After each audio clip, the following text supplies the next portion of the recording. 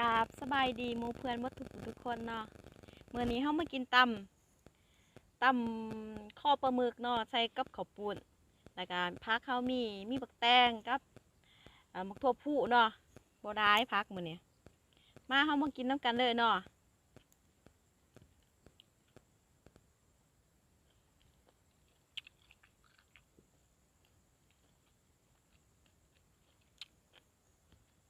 นัวเนาะปลาแดกเนาะข้าวปุ้นเหนียว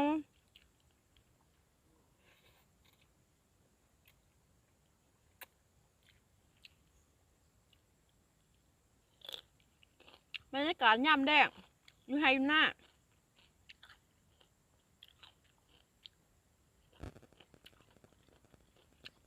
แซ่บเนาะพี่น้อง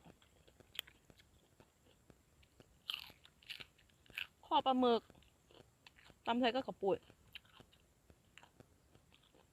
ปลาหมึกกรอบ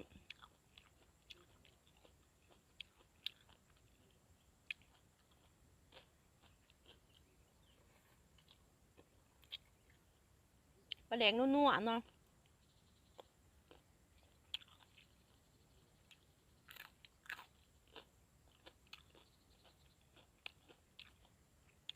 บรรยากาศยามแดงมัน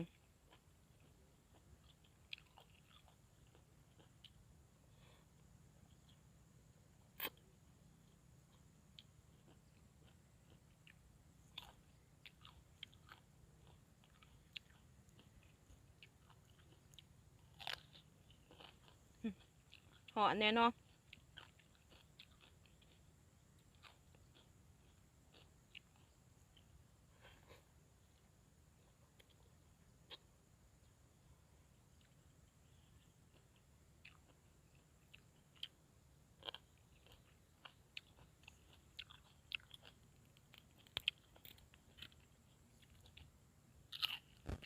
ผู้กินกับตำปลาหมึกแซ่บ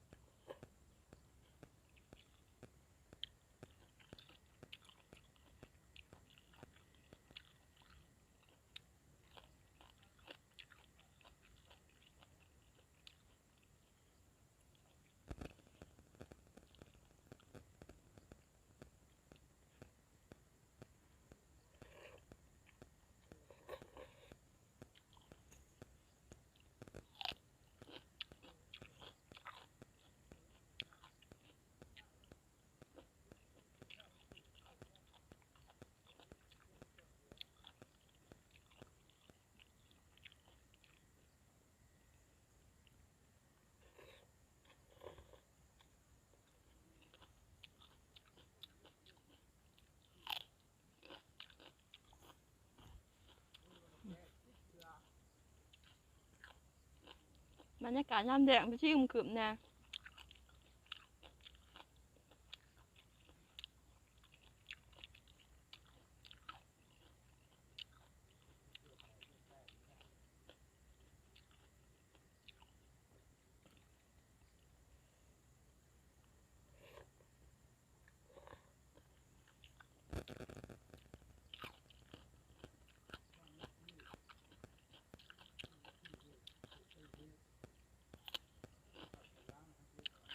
หอนเนาะอยู่ไหอยู่หนาบ่มีลม